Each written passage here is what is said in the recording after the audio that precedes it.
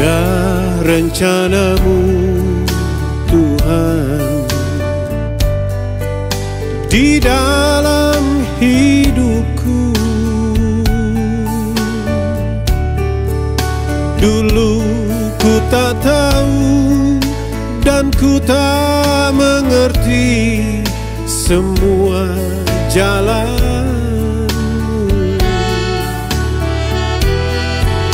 Dulu ku tak tahu Tuhan, berat ku rasakan,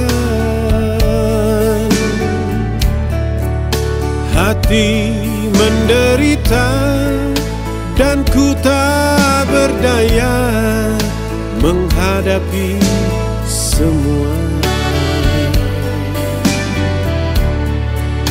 Kini ku mengerti sekarang, Kau tolong padaku. Kini ku melihat dan ku merasakan indah rencanamu. Kini ku mengerti sekarang, Kau tolong padaku. Kini ku melihat dan ku merasakan indah rencanamu.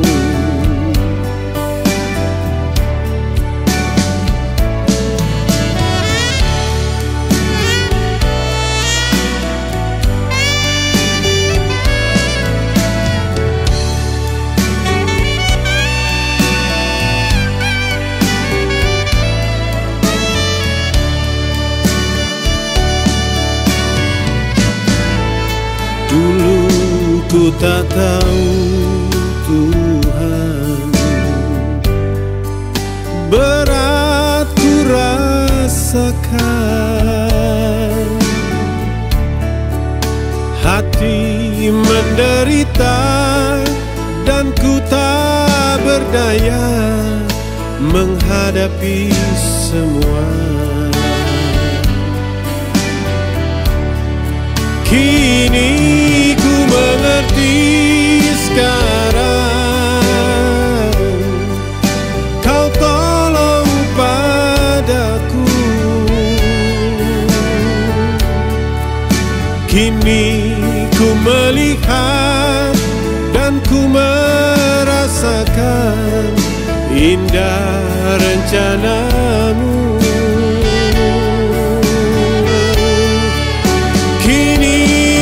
Mengerti sekarang, Kau tolong padaku. Kini ku melihat dan ku merasakan indah rencanamu. Kini ku mengerti sekarang, Kau tolong padaku. Kini ku melihat dan ku merasakan indah rencanamu. Kini ku mengerti sekarang, Kau tolong padaku.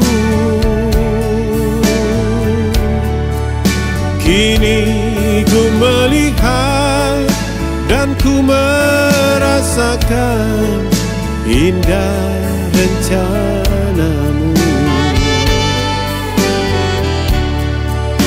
Kini ku melihat dan ku merasakan indah rencanamu.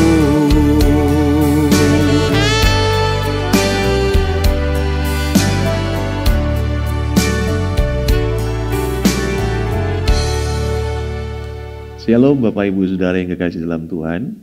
Berjumpa kembali dalam sharing kehidupan kesempatan ini.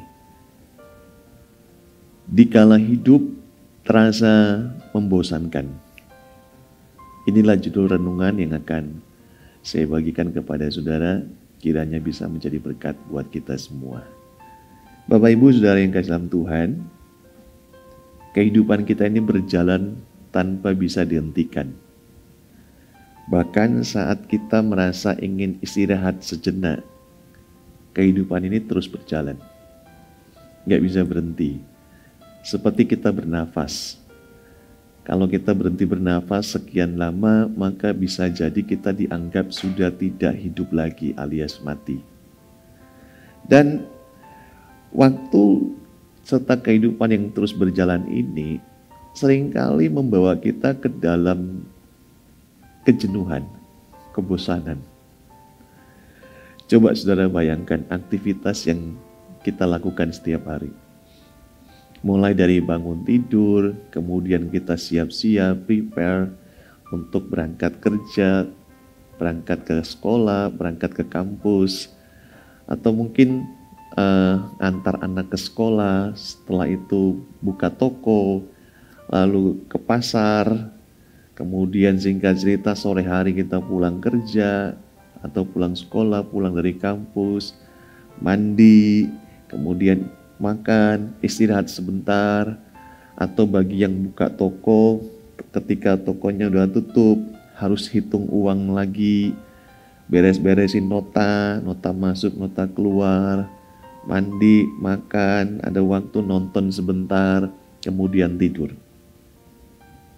Lalu besok kita bangun melakukan hal yang hampir sama. Dan setiap hari itu terus berjalan Bapak Ibu Saudara. Kerasa membosankan. Ya. Dan itu akan terjadi hampir sepanjang umur kita mungkin. Maka tidak heran pada saat-saat jenuh tersebut, pada saat kita merasa jenuh seperti itu, kadang muncul dalam pemikiran kita. Sepertinya kita ini ingin keluar dari rutinitas kita dan pergi ke sebuah tempat atau sebuah zona yang benar-benar berbeda dari kehidupan dan rutinitas kita sehari-hari. Mungkin beberapa saudara bisa mengatasi hal-hal yang sifatnya menjenuhkan dan membosankan ini dengan melakukan alternatif tertentu. Contohnya, dengan mengubah dekorasi kamar atau mendekor ulang kamar atau ruang kerja saudara. Atau melakukan hobi yang baru, atau mungkin mencari teman yang baru, kemudian bersahabat, atau mungkin ekstrimnya, saudara pindah kerja, atau pindah rumah, atau pindah keluar kota. Ya mungkin hal itu sedikit banyak membantu. Tapi lama-kelamaan ya kita pasti akan masuk dalam yang namanya jenuh itu kembali. Lama-kelamaan kita akan masuk dalam rutinitas yang akhirnya membuat kita menjadi bosan kembali. Ya itulah kehidupan Bapak Ibu Saudara.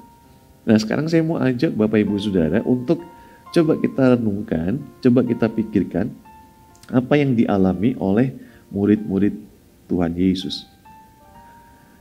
Ya, mereka melihat mujizat yang Yesus lakukan. Jadi sepanjang mereka mengikuti Yesus, mereka melihat mujizat dan perbuatan-perbuatan ajaib yang benar-benar di luar dari nalar manusia, di luar dari hal-hal yang secara manusia ini nggak mungkin dilakukan oleh seorang manusia. Mereka melihat semua itu dan mereka juga merasakan suasana dan aura bagaimana orang banyak itu menyukai Yesus, senang dengan hal-hal yang Yesus perbuat, senang dengan mujizatnya, dan orang banyak mengikuti Yesus kemanapun mereka pergi. Tetapi jangan lupa juga bahwa mereka juga menghadapi tantangan. Di satu sisi mereka senang, di sisi lain mereka juga menghadapi tantangan. Karena Alkitab berkata bahwa tidak semua orang juga yang senang dengan Yesus. Ada orang-orang yang membenci Yesus dan juga bahkan mereka menolak Yesus untuk masuk ke daerah mereka. Dan saya katakan bahwa setidak-tidaknya ini membuat murid-murid juga merasa jenuh dengan rutinitas seperti itu.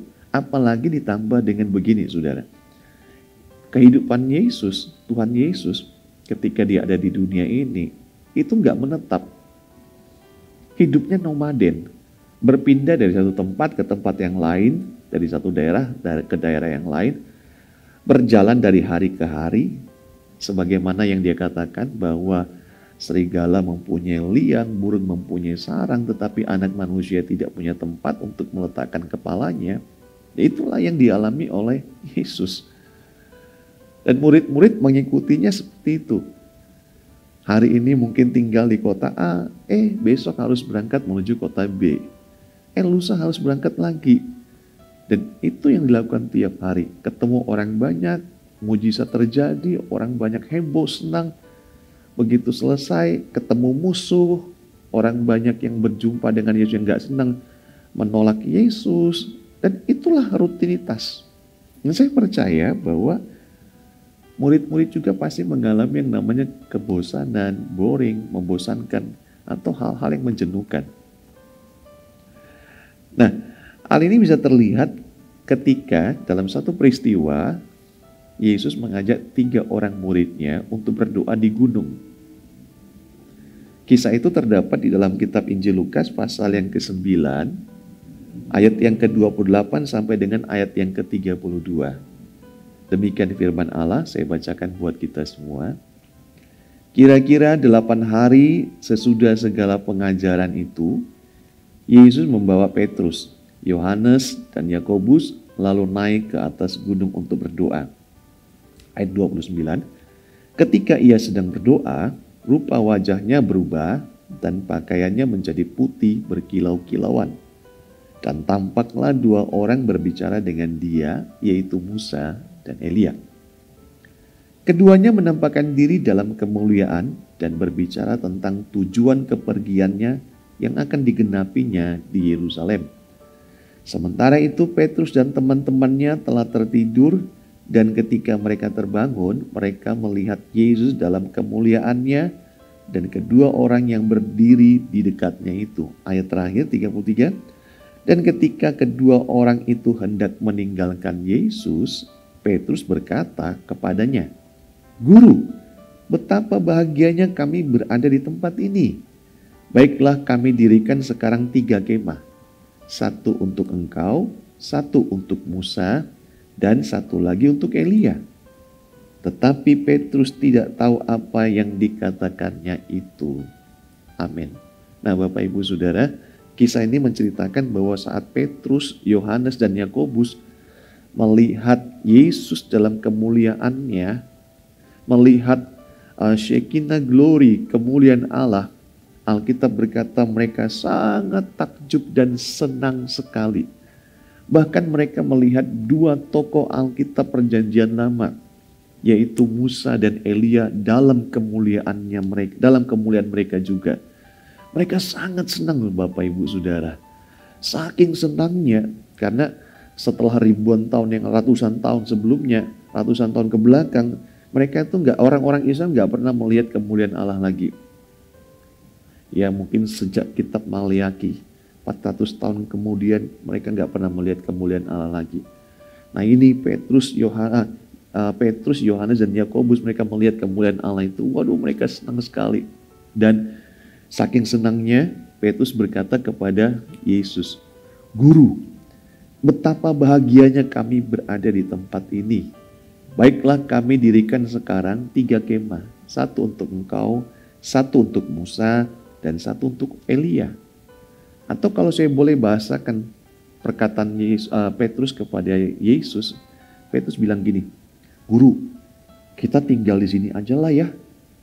Di sini tempatnya enak, nyaman, penuh dengan kemuliaan Allah.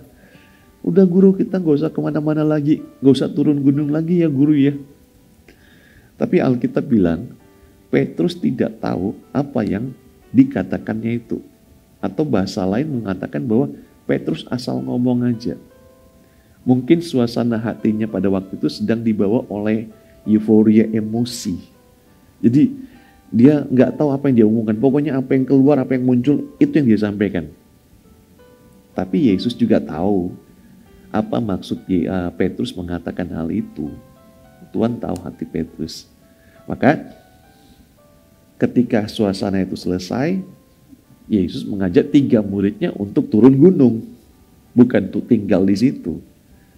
Dia ngajak 3 muridnya untuk turun gunung. Nah, Bapak Ibu Saudara, pernah nggak saudara mengalami situasi yang dirasakan atau mengalami keadaan seperti yang dialami oleh Petrus tadi? Maksudnya begini, ada satu momen dalam kehidupan saudara di mana hubungan yang saudara rasakan, hubungan dengan pasangan, hubungan dengan suami, hubungan dengan istri, atau mungkin hubungan dengan pacar saudara, terasa sangat senang, sangat bahagia. Momen-momen itu adalah momen-momen yang, wow, ini momen yang jarang terjadi. Atau mungkin saudara ada satu momen dalam kehidupan saudara di mana saudara merasakan bahwa mengalami di mana usaha saudara, bisnis saudara, toko saudara, dagangan saudara laris manis. Tidak seperti dengan dagangan atau toko-toko yang lain. Sekalipun mungkin dagangan dan toko yang lain itu lagi sepi, tapi punya saudara lagi laris manis. Lagi laku-lakunya. Atau saudara mengalami kondisi kesehatan yang prima. Benar-benar sehat secara walafiat. Nah, momen-momen yang seperti itu, saudara ingin supaya momen ini kalau bisa jangan pindah dariku. Jangan pergi dariku.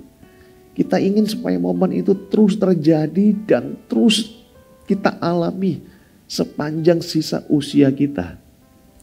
Pernah nggak saudara mengalami hal seperti itu? Seperti pengalaman Petrus. Waduh, kemuliaan Allah. Tuhan, kalau bisa kita tinggal di sini aja ya Tuhan ya. Nanti saya dirikan kemah deh buat engkau guru, buat Musa dan buat Elia. Kita tinggal sini aja lah karena di sini ada kemuliaan Allah. Pernah nggak saudara ngalami situasi itu? Hubungan suami istri lagi bagus-bagusnya, lagi enak-enaknya. Usaha dagang lagi bagus-bagusnya, pendapatannya, keuntungannya. Kemudian fisik kita lagi prima-primanya, sehat-sehatnya. Dan masih banyak hal yang lain. Dan kita nggak ingin suasana dan momen itu hilang dari kita. Pernah nggak mengalami kondisi atau hal seperti itu? Tapi sayangnya, kenyataan hidup tidak selalu seperti itu ya Bapak Ibu Saudara. Karena akhirnya momen itu hilang dari kita dan kita kembali lagi kepada rutinitas kehidupan kita yang terasa membosankan, menjenuhkan, membuat kita menjadi apatis. Dan bahkan mungkin ada di antara kita yang berkata, kayaknya saya pengen mati aja lah. Kalau kehidupan tuh kayak begini terus. Bapak Ibu, kembali kepada kisah tadi. Ketika Tuhan Yesus bersama dengan murid-muridnya di gunung. Kenapa Tuhan mengajak ketiga muridnya itu untuk turun gunung? Kenapa Yesus enggak mengiyakan permintaan Petrus untuk tetap tinggal di situ, mengalami kemuliaan Allah, merasakan kemuliaan Allah? Jawabannya adalah karena Yesus tahu Bapak Ibu Saudara, untuk apa dia hidup. Yesus tahu alasan dia hidup di dunia ini. Alasannya adalah untuk menggenapkan rencana Allah dalam hidupnya. Untuk menggenapkan rencana Bapa dalam hidupnya. Alasan itulah yang membuat Yesus sanggup bertahan menghadapi tantangan yang ada di depan. Dia tahu kalau dia turun gunung, tantangan besar sedang menantinya, termasuk kematian. Tapi alasan dia datang ke dalam dunia ini itulah yang membuat dia siap menghadapi tantangan itu. Saudara, ada sebuah kisah yang benar-benar terjadi yang mengisahkan tentang seorang pria yang baru saja tiba di salah satu stasiun kereta api. Dan setelah dia turun dari kereta, dia hendak mencari transportasi taksi. Tapi sayang, semua taksi yang ada di stasiun itu habis dipesan oleh penumpang lainnya. Lalu dia mencoba untuk menoleh kiri dan kanan mencari siapa tahu ada taksi lain yang ada yang kosong. Namun tidak ada. Saat dia mencoba mencari-cari taksi, ada seorang bapak yang melihat bahwa pria tersebut sedang membutuhkan tumpangan. Ternyata bapak itu adalah seorang tukang beca. Dan dia berusaha untuk menawarkan becaknya untuk ditumpangi oleh pria tersebut. Awalnya pria ini menolak, saudara. Karena bapak si tukang beca ini terlihat kurus, badannya ringkih, udah tua, dan beberapa kali terbatuk-batuk. Namun karena dia iba, akhirnya dia naik juga ke becak bapak itu. Nah, sepanjang perjalanan menuju ke tujuan, pria yang menjadi penumpang ini bertanya kepada bapak tukang becak. Pertanyaannya begini, Pak, kenapa sih bapak masih tetap mengayuh becak padahal usia bapak udah tua, udah sakit-sakitan lagi, dari tadi saya dengar bapak batuk-batuk terus. Lalu bapak itu berkata sembari mengayuh becaknya, saya tetap mengayuh becak saya sekalipun ini berat dan ini membuat saya sakit. Karena saya harus menyekolahkan 6 orang anak saya supaya mereka bisa lulus SMA semuanya. Dan masih ada 1 anak saya yang masih kelas 1 SMA. Saya akan terus mengayuh becak sampai dia lulus SMA. Lalu sang penumpang pria itu bertanya lagi, Bapak usia berapa sekarang? Dan si tukang becak berkata sambil menarik nafas panjang karena dia lelah mengayuh becaknya, Pak, saya usia 65 tahun. Wow, 65 tahun saudara. Masih mengayuh becak. Karena dengan satu alasan, agar semua anaknya lulus SMA. Dan hanya ada 1 anak yang tinggal, sisa 1 anak yang belum lulus, yang masih kelas 1 SMA. Dan dia berkata, sampai anak ini lulus, saya akan terus mengayuh becak. Saudara yang kasih dalam Tuhan, dari kisah kesaksian hidup ini, kita mendapat sebuah pelajaran yang sederhana, yang sehubungan dengan kehidupan yang terasa menjenuhkan atau membosankan. Bahwa jika saudara punya sesuatu untuk diperjuangkan, saudara pasti akan bertahan dalam situasi apapun dan tidak akan ada kata jenuh atau bosan untuk melakukannya.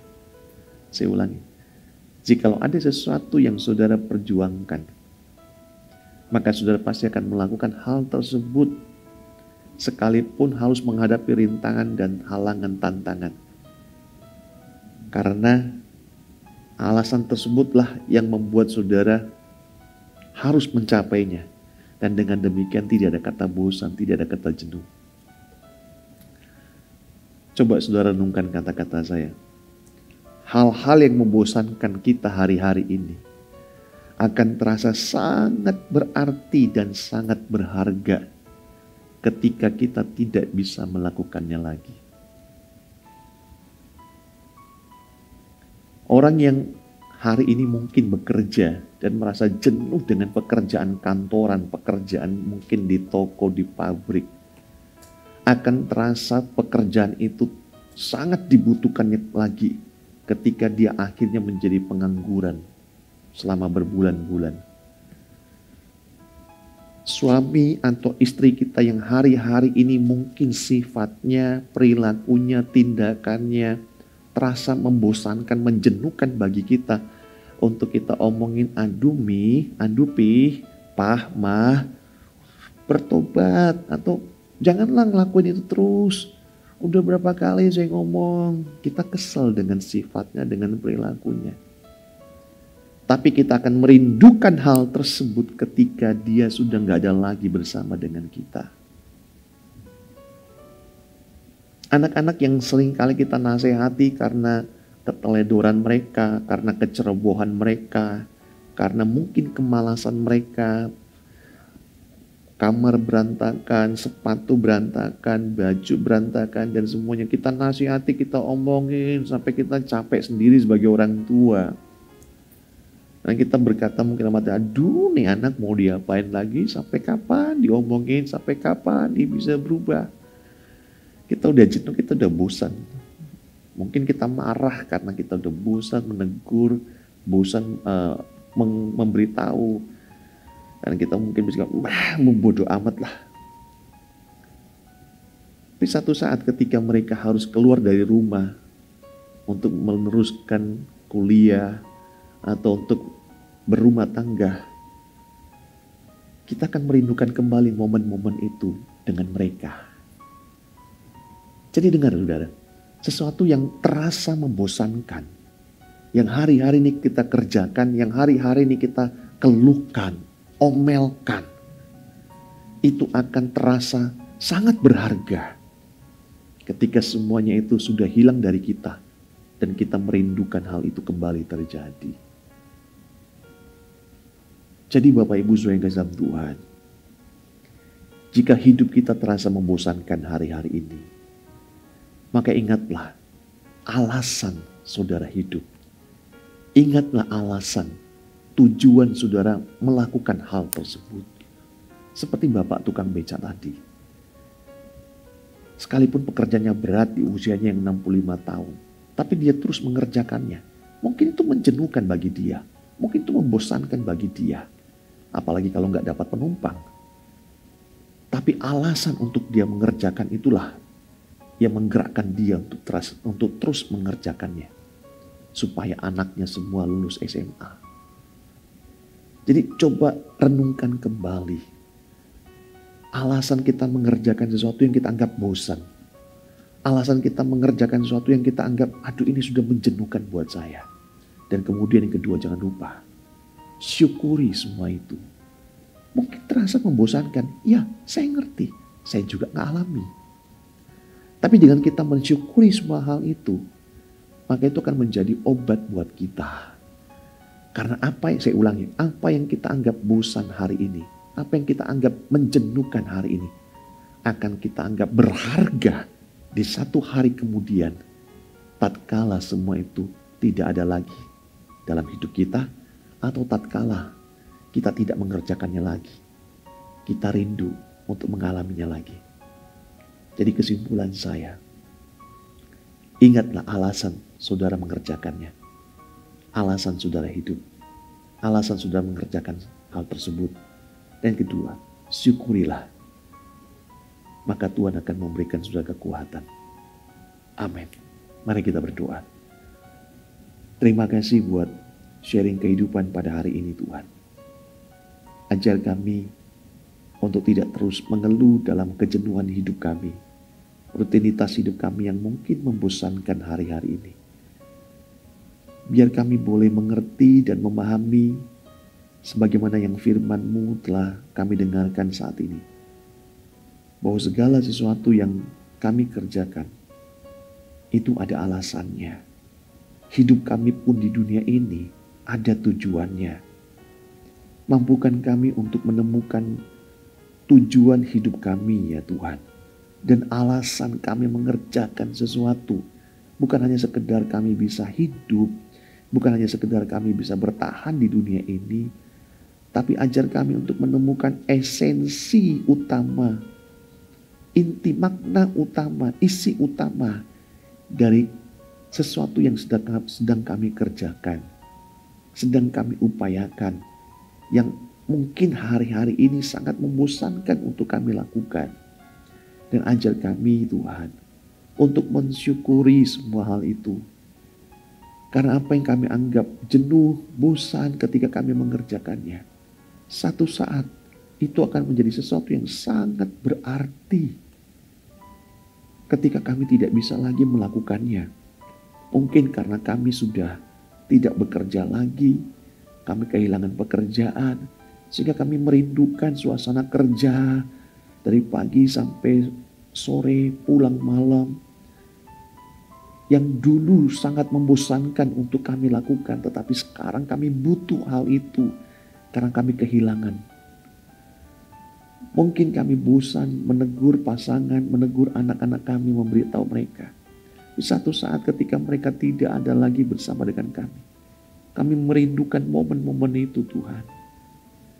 Jadi ajar kami Tuhan hari ini mensyukuri semua hal tersebut. Ketika hidup ini terasa membosankan, ingatkan kami untuk mengerti arti hidup kami, tujuan hidup kami, dan tujuan kami melakukan pekerjaan kami, dan juga mensyukuri semua hal itu. Terima kasih Bapa. Aku berdoa bagi semua pendengar, kuatkan mereka dan sembuhkan mereka oleh karena bilur-bilur Yesus. Apapun penyakitmu saudara, dengan iman percayamu kepada Tuhan Yesus, terima kesembuhanmu di dalam nama Tuhan Yesus sekarang juga. Terima kasih Bapa. Kami mengucap syukur dan terima kasih dalam nama Tuhan Yesus. Haleluya. Amin. Shalom. Tuhan Yesus memberkati kita semua.